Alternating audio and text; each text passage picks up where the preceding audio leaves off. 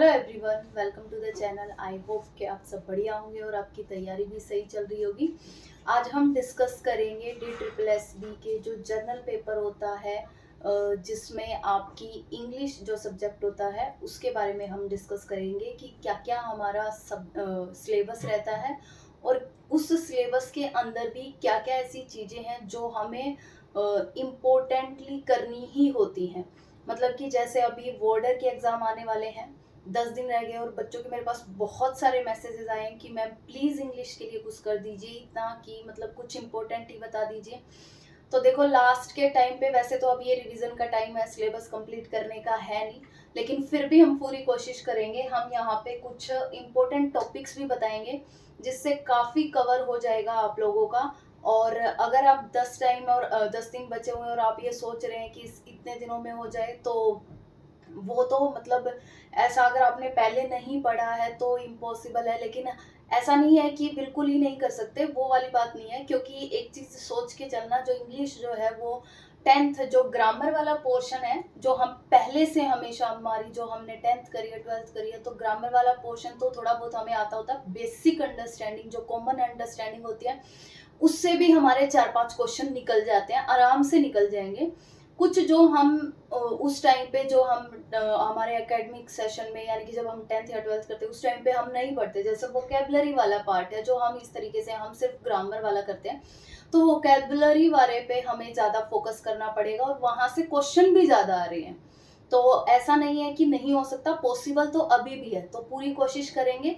और जो ये सिलेबस मैंने लिखा है यहाँ पे, ये बहुत सारे पोस्ट को एनालाइज करके लिखा गया है। पोस्ट का मतलब ये है, जैसे हेड कलर की हो गई आपकी, और असिस्टेंट ग्रेड 3 जो 2000 अभी फेब में ही जो एग्जाम हुए थे उनके हो गए, जो 2022 में हुए थे उनके हो गए, और 2019 में जो बॉर्डर वाले जो एग्जाम हुए हैं तो उनको कंबाइन करके मैंने ये लिखा है। और जैसे कि मैथ्स और रीजनिंग में बताया था, उनमें सारा सब कुछ सेम ही था, कुछ ज़्यादा मतलब चेंजेस नहीं था। लेकिन इसमें इंग्लिश में चेंजेस है, वो मैं यहाँ पे डिस्कस करूंगी कि किस वाली पोस्ट में क्या चीज़ ज़्यादा पूछी गई है और किस वाली में नहीं पूछी गई है। ऑलमोस्ट सिलेबस यही रहता है, चाहे पोस्ट कोई भी हो, लेकिन नॉन टीचिंग के लिए है ये सारा ही सिलेबस यही है, इससे बाहर नहीं है कुछ भी। एक दो चीजें रह भी गई होंगी, लेकिन 99% सिलेबस लिख दिया है। हाँ, फर्क इतना है, किसी पोस्ट में क्या कोई चीज एक्स्ट्रा पूछ ली जाती है, मतलब क्वेश्चंस की जो वेटेज है वो ज्यादा रह जाती है। किसी पोस्ट में कोई वाला टॉपिक बिल्कुल ही नहीं छेड़ा जाता, तो वो डिस्कस करेंगे। आप अपनी पोस्ट के अकॉर्डिंग तैयारी करना। अब बात ये आती है मेन कि हम इस सिलेबस को कैसे करें और कहाँ से करें। मेन चीजें यही आती है, वो भी हम डिस्कस करेंगे कि इस वाले सिलेबस को कितने अच्छे से अगर आप अच्छा स्कोर कर सकते हो। देखो, अगर आप चाहो तो इसमें 40 का जो आपका आता है नॉन टीचिंग पोस्ट के लिए, मोस्टली ये बनाया गया है, तो उसमें 40 मार्क्स की आपकी इंग्लिश आती है, तो आप पूरे भी मार्क्स यहाँ पे ला सकते हो अगर आप चाहो तो। और कुछ बच्चे मैंने ऐसे भी देखे हैं जो कॉमन अंडरस्टैंडिंग, मैंने खुद अपने घर में ही मतलब ऐसे देखे हैं कि जो कॉमन नॉर्मली भी पढ़ के क्वेश्चंस अच्छे से कर जाते हैं। जस्ट बिकॉज हम 10वीं तक इतना पढ़ते हैं, तो इतना आप इस चीज को मुश्किल मत मानना। तो कुछ चीजें जो हमें सही में, एक जब हम कॉम्पिटिटिव एग्जाम में जाते हैं तो उसके लिए वहां बैठने के लिए हमें क्या चीज है जो हमें पढ़नी पड़ती है, जो हम नॉर्मल डे में नहीं पढ़ते हैं, जो हमारे स्कूल टाइम में होता है, तो वो डिस्कस करेंगे। तो हम शुरुआत करते हैं यहाँ से। देखो, ये जो टॉपिक है ये बहुत इंपॉर्टेंट है, सब्जेक्ट वर्ब एग्रीमेंट वाला। और ये बुक का भी हम डिस्कस करेंगे कि कौन सी बुक से पढ़ें, या फिर मेन तो खैर इंग्लिश के लिए तो सबको पता ही रहता है कौन सी बुक है। सब्जेक्ट वर्ब एग्रीमेंट वाला है, इसमें से क्वेश्चन आते हैं। बहुत इंपॉर्टेंट टॉपिक ये है, चाहे आपका किसी भी पोस्ट का हो, इसमें से 1 2 3 यानी कि क्वेश्चंस जरूर आएंगे। ये वाला टॉपिक तो आपको छोड़ना ही नहीं है। प्लस हालांकि थोड़ा बड़ा है, लेकिन ये बहुत आसान और इंटरेस्टिंग टॉपिक है, तो आप इससे जरूर करना। दूसरा आता है आपका आर्टिकल। आर्टिकल से मैं टिक लगा दूंगी, जो आपको हर हाल में लास्ट टाइम पे एक बार पढ़ने ही पढ़ने, और वहां से क्वेश्चन जरूर आएंगे। आर्टिकल वाला जो टॉपिक है ये मैंने कई पोस्ट में देखा, इसमें से 2 से 3 क्वेश्चन मिल रहे थे। बॉर्डर वाले में भी यहाँ से 3 क्वेश्चन ऐसे थे जो आर्टिकल वाले पे मिले थे प्रीवियस ईयर वाले में, और जो असिस्टेंट और हेड क्लर्क वाले थे वो भी उनमें एक दो थे, किसी में एक था, यानी कि आर्टिकल आया ही आया है पक्का, तो ये छोड़ने का चांस ही नहीं बनता। 3 ही आर्टिकल होते हैं। हम जो एक्सेप्ट, अब तैयारी कैसे करी जाती है हर चीज में, नॉर्मल जो चीज होती है वो तो हमें आती है, सबको आती है, लेकिन हमें पढ़ना क्या होता है, हमें पढ़ना होता है जो नॉर्मल से हटके चीजें होती हैं, जो एक्सेप्शनल केसेस जो होते हैं वो हमें पढ़ने होते हैं, प्लस हमें प्रैक्टिस एक्स्ट्रा करनी होती है, इसी को तैयारी कहते हैं। दूसरी चीज आ गई टेंस। टेंस से भी किसी पोस्ट में तो बिल्कुल ही नहीं देखने को मिले हैं। फॉर एग्जाम्पल आपके टीचिंग वाले हो गए, उनमें बहुत कम होते हैं, और जो बॉर्डर वाले हैं उसमें भी मैंने इसमें नहीं देखा था एक दो, लेकिन जो दूसरी टीचिंग नॉन टीचिंग वाली पोस्ट है जो 2024 में या 22 में हुए हैं, उसमें 2 क्वेश्चंस देखने को मिले थे टेंस वाले, फिल इन द ब्लैंक्स में। अब ये क्वेश्चन आएंगे किस फॉर्म में, ये नहीं आएंगे एक सेंटेंस लिख दिया और वो पूछेंगे कि इसमें कौन सा टेंस है, नहीं, पूरा सेंटेंस आपको लिखेंगे और उसमें से एक मिसिंग कर देंगे वर्ड, यानी कि फिल इन द ब्लैंक की फॉर्म में आएंगे। 2 तरीके से क्वेश्चंस आते हैं, इन सब से 2 तरीके से। अब जो नया पैटर्न DSSB का बना हुआ है वो फिल इन द ब्लैंक्स की फॉर्म में बना हुआ है। 2 तरीके से ये जो टॉपिक है ये ऐसे नहीं आएंगे कि ये उसका टॉपिक है, इसमें आर्टिकल भरो, इसमें कौन सा आर्टिकल आएगा, ये नहीं। 2 तरीके, या तो एरर की फॉर्म में क्वेश्चन आता है, पूरा सेंटेंस दे देंगे और उसमें वहां पे एरर होगा, यानी आर्टिकल आना होगा ए द लगा देंगे, आना होगा एन ए लगा देंगे, तो हमें वो मिस्टेक छाटनी होगी। एक तरीका ये है। दूसरा तरीका ये होता है फिल इन द ब्लैंक्स होगा, यानी कि आपको खाली वहां पे ब्लैंक छोड़ देंगे और हमें पता करना होगा कि उसमें कौन सी चीज आएगी। 2 तरीके होते हैं। टेंस में भी ऐसे ही है, एक सेंटेंस दे देंगे, हमें उसको कंप्लीट करना होगा, या फिर गलत दे देंगे और हमें उसमें एरर निकालना होगा कि कौन से पार्ट में एरर है।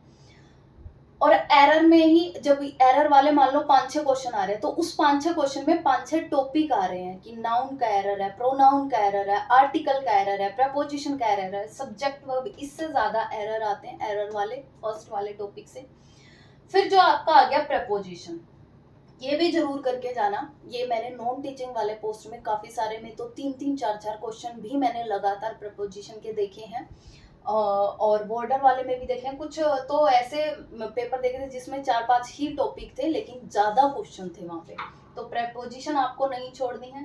फिर उसके बाद है नाउन प्रोनाउन, ये भी आपके फिल इन द ब्लैंक की फॉर्म में आएंगे। नाउन प्रोनाउन लास्ट में जो आ जाएगा पूछेंगे कि कौन सा, जैसे वो कोई भी क्वेश्चन आ जाएगा तो फिल इन द ब्लैंक की फॉर्म में दे देंगे और उसमें आपको भरना होगा एग्जैक्टली देख के। एडजेक्टिव और एडवर्ब भी आ जाएंगे।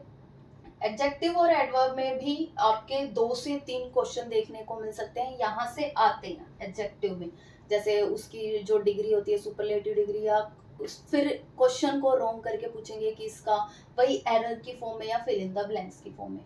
पंक्चुएशन, ये पंक्चुएशन सब में नहीं है, ये जो मतलब कि सभी नॉन टीचिंग पोस्ट में मेरे को नहीं मिली थी देखने को, ये मेरे को शायद उसमें मिली थी, ये हेड क्लर्क वाले में मिली थी मेरे को पंक्चुएशन, तो सब में नहीं आ सकती। अब देखो हम ये नहीं छोड़, एक तरीका तो ये है जैसे बोर्ड वाले बच्चे हैं पीछे वाला एग्जाम देखे वही वाले टॉपिक छोड़ दें, लेकिन आप ये देखो आप अपनी तरफ से अपनी मर्जी से नहीं चल सकते हैं।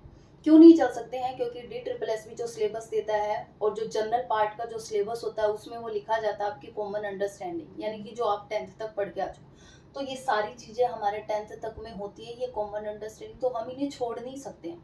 ना हम ऑब्जेक्शन डाल सकते हैं कि आपने ये क्वेश्चन क्यों दिया, आपने पंक्चुएशन उसमें दे दिया उस वाली पोस्ट में नहीं दिया, ऐसा कुछ नहीं होता। तो आपको करना सभी है, लेकिन अब लास्ट टाइम पे कैसे करना है, क्या चीजें हैं जो कोई भी पोस्ट हो उसमें आती ही आती है, हम वो डिस्कस करेंगे। लेकिन फिर भी अगर आपको बिल्कुल मान लो MTS के एग्जाम के लिए जा रहे हो, LTC के जो अभी आने वाले हैं नेक्स्ट जुलाई में जो आएंगे, तो उनके लिए ये सारी चीजें आपको पढ़ लेनी इतनी मुश्किल नहीं है।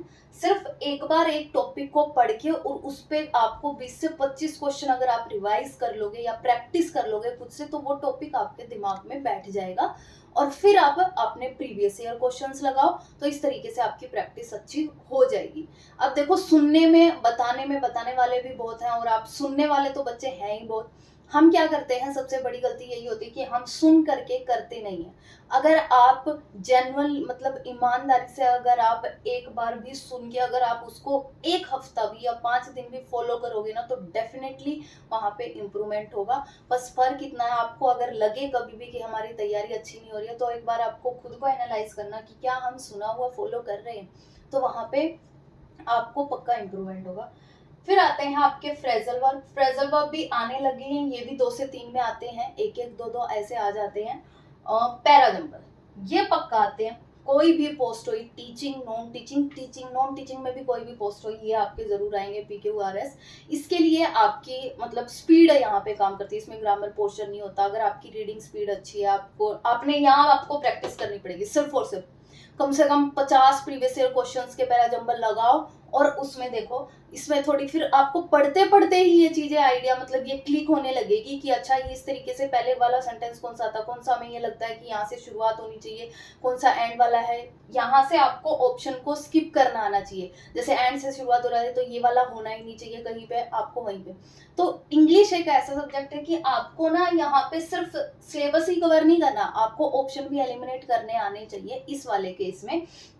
तो पैराजंबल में तो ये वाली चीज बहुत इंपॉर्टेंट होती है कि आपको कट करके भी आपका आंसर आ जाता है, ऑप्शन को एलिमिनेट करके भी इसका आंसर आ जाता है कि कहाँ से कौन सी चीज, मान लो कि क्यों वाला है, क्यों सेंटेंस एंड से स्टार्ट हो रहा है, वो बीच में आना चाहिए, और 3-4 ऑप्शन है जो क्यों से स्टार्ट हो, तो वो तो वहीं पे कट गए। तो यहाँ पे इस तरीके से ये क्वेश्चन होंगे, तो इसके लिए आपको प्रैक्टिस बहुत सारी करनी पड़ेगी, तब वो अपने आप क्लिक हो जाएगी आपको। उसके बाद आता है क्वेश्चन टैग पे। क्वेश्चन टैग सभी में नहीं आता, जैसे बॉर्डर वाले में क्वेश्चन टैग नहीं आया था, अब बाद वाले में आया क्वेश्चन टैग। बहुत इजी होता है, आएंगे तो इकट्ठे 2 क्वेश्चन भी आ सकते हैं या फिर आपके 1 क्वेश्चन भी आ सकता है, लेकिन छोड़ नहीं सकते। जो इम्पोर्टेंट है, जो पक्का ही आएंगे, वो मैं उन पे मार्क कर रही हूँ लास्ट टाइम पे। जैसे आर्टिकल से जरूर आएगा, प्रपोजिशन जरूर आएगा, एडजेक्टिव, ये पैराजंबल यहाँ से भी जरूर आ जाएगा आपका। फिर क्वेश्चन टैग आ भी सकता है ना, लेकिन ऐसा नहीं है कि आप ये सोचो कि इनमें से ये छोड़ देंगे। ये लास्ट टाइम के लिए बता रही है, जो टिक करें ये लास्ट टाइम जो 10 दिन रह गए ये उसके लिए बता रही है। अदरवाइज आपको पूरा सिलेबस करना है। अगर 40 मार्क्स चाहिए, अगर ये सिलेबस आपने बहुत अच्छे से और 50-50 क्वेश्चन प्रैक्टिस या 20-20 क्वेश्चन भी प्रैक्टिस के कर लिए, तो आपके 40 नंबर कंफर्म है। फिर उसके बाद आता है नरेशन और वॉइस। ये जो 2 टॉपिक हैं, ये अभी वाले जैसे जो 2024 में आपका असिस्टेंट ग्रेड 3 का हुआ था या फिर उसमें देखने को नहीं मिले थे, ये मेरे को मिले थे सिर्फ बॉर्डर वाले एग्जाम में प्रीवियस ईयर में। 3 क्वेश्चन इसके थे नरेशन के और 3 क्वेश्चन वॉइस के थे। तो ये बहुत अच्छे से, और अगर आपको नहीं आता कुछ भी समझ में, तो आपको इनकी प्रैक्टिस क्वेश्चंस भी मिल जाएंगे। और वैसे भी जो बुक बताई जाएगी, आपको कहीं जाने की जरूरत नहीं, आपको वीडियो की भी जरूरत नहीं है, तो आप वहां से अच्छे से कर सकते हो। इंग्लिश के लिए जो आपको कंटेंट बताया जाएगा, वो कंटेंट बिल्कुल ऐसा होगा कि अगर आपने कर लिया अच्छे से, तो आपके मार्क्स बहुत बढ़िया आ जाएंगे। कोई अब उसके बाद ये जैसे कि जो और टीचिंग है उनमें नहीं आती, लेकिन बॉर्डर वाले में ये जरूर आए थे। तो जिनका बॉर्डर का एग्जाम है वो ये जरूर करके जाए, पक्का ये वाली दोनों चीजें करके जाए। अगर मान लो 3-3 भी आए थे तो 6 क्वेश्चन तो आपके यहाँ से आराम से हो गए हैं। प्लस आते हैं अब ये पोर्शन पे। ये पोर्शन बहुत इंपॉर्टेंट है आपका, ये वाला पोर्शन। ये वाला पोर्शन ऐसा है, कोई भी एग्जाम हो यहाँ से क्वेश्चन छूटेगा ही नहीं। यहाँ से तो ग्रामर में हो सकता है, ग्रामर किसी पेपर में आर्टिकल ज्यादा ले लिए, किसी पेपर में प्रपोजिशन ज्यादा ले ली, किसी में टेंस से ज्यादा पूछ लिए, किसी में पंक्चुएशन से पूछ लिए, किसी में नरेशन और वॉइस से पूछ लिए, किसी में कोई स्किप कर दिया। तो उसमें हमें श्योरिटी नहीं है, सर्टेनिटी नहीं है कि कहाँ से कौन सा सब्जेक्ट, लेकिन करनी हमें सारी होती है, इतनी मुश्किल भी नहीं है। अब बात आती है इस वाले पोर्शन पे। ये वाला पोर्शन ऐसा है, चाहे आपका कोई भी एग्जाम हो, ये तो आएंगे ही आएंगे, 101% आते हैं, यहाँ से तो कुछ भी नहीं छूटता।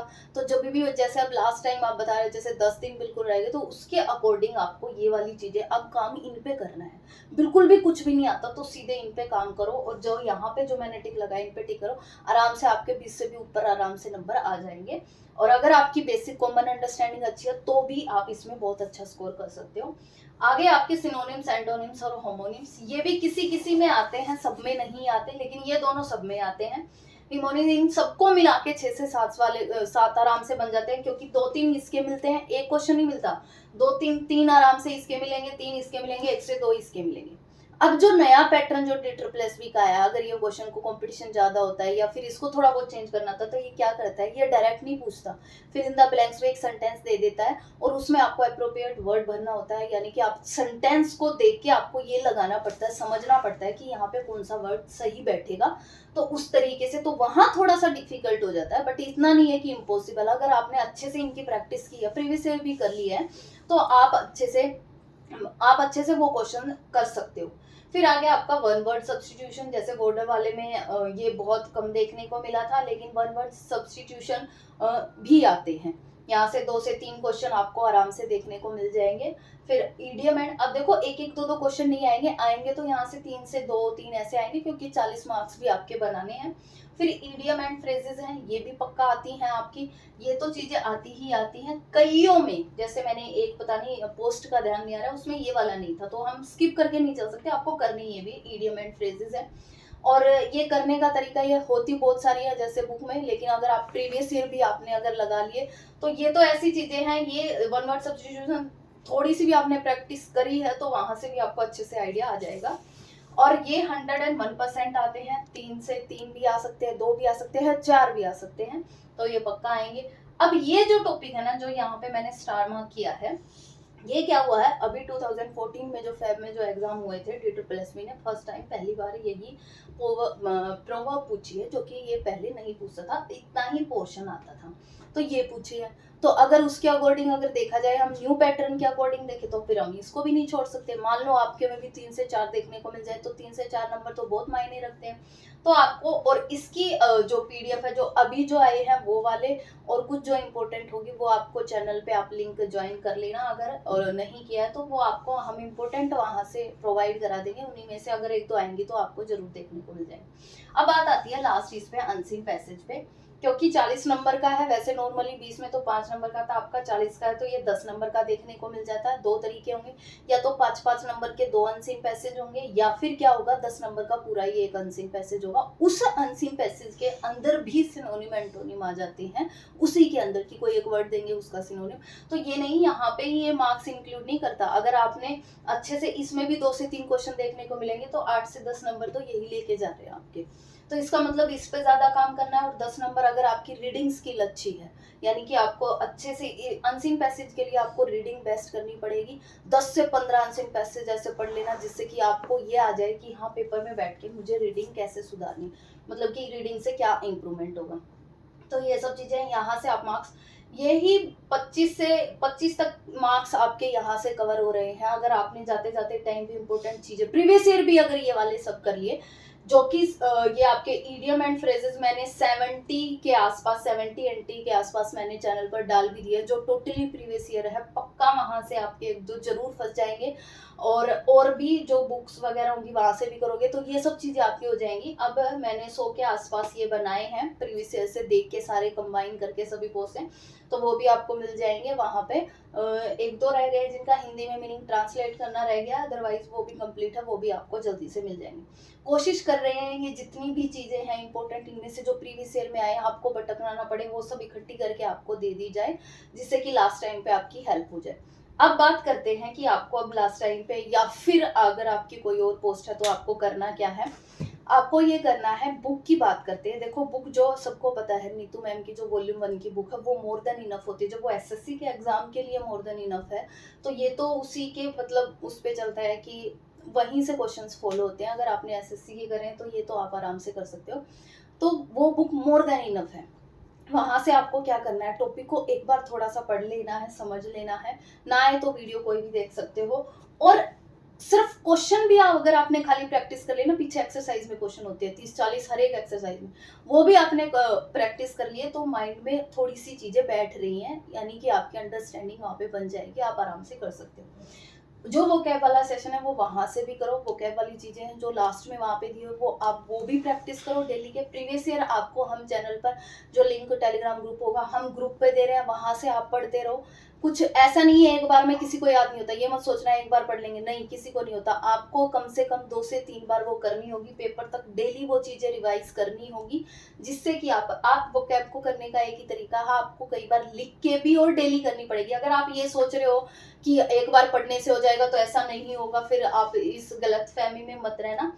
प्लस एक और चीज आती है, 150 रूल्स जो थे, एक वीडियो का लिंक मैंने आपको प्रोवाइड करवाया था एक बार। तो अगर आपको वीडियो से देखो, लास्ट टाइम पे तो वीडियो देखने का कोई तुक बनता नहीं है, लेकिन फिर भी अगर इन फ्यूचर आपको मान लो एमटीएस वगैरह की भी भरे हो, तो वीडियो का लिंक भी आपको दे देंगे। उसका जो नोट्स है 150 के, जो खुद नोट्स बनाए गए हैं बहुत अच्छे से, 150 रूल जितने भी, यानी जो भी रूल है, इन्हीं के जो ये जितना ग्रामर का पोर्शन है वो सारा 150 रूल में आ जाएगा आप लोगों का। तो वो रूल की जो पीडीएफ है वो ऑलरेडी हमने ग्रुप में शेयर कर दी है, वो कहीं पे भी आपको नहीं मिलेगी। वो पीडीएफ से सिर्फ जो हमने बना के भेजी है, वो आप पीडीएफ से सिर्फ अपने 150 रूल को सिर्फ एक बार रिवाइज कर लेना, याद कर लेना, पक्का ग्रामर के क्वेश्चन आपके वहां से हो जाएंगे। और वो कैब आपको प्रीवियस ईयर वहां पे डेली दी जा रही है। वो पीडीएफ जो है 150 रूल के जाते टाइम लास्ट टाइम पे वो भी रिवाइज कर सकते हो, वो वैसे भी काम आएगी आपके। और बुक तो आपके पास है ही, अगर आपको लगे कि हाँ अच्छी तैयारी करनी है बिल्कुल, तो बुक आपके पास, तो मैंने ये सोच, इससे ज्यादा आपको कहीं भागने की जरूरत है। अगर इससे ज्यादा आप कहीं भाग रहे हो तो फिर आपको कुछ भी नहीं, आप पेपर में वो आपका आउटपुट नहीं आ पाएगा। जो है ये मोर देन इनफ आपको कंटेंट बता दिया गया है, बस आपको एक चीज करनी है, आपको करना है, खाली सुनना नहीं है। तो इसी तरीके से इतना हो गया है, अब 10 दिन बच गए हैं, तो 10 दिन के अकॉर्डिंग हम इसी तरीके से कोशिश करेंगे इंपॉर्टेंट चीजें आप तक पहुंच जाए। नेक्स्ट वीडियो जो हम लेके आएंगे जल्दी से, वो हम हिंदी के ऊपर लेके आएंगे, अब हिंदी या फिर जीके के ऊपर लेके, क्योंकि जीके को लेके भी बच्चों को ये है कि हमें बस लास्ट टाइम पे इंपॉर्टेंट चीजें पता चल जाए।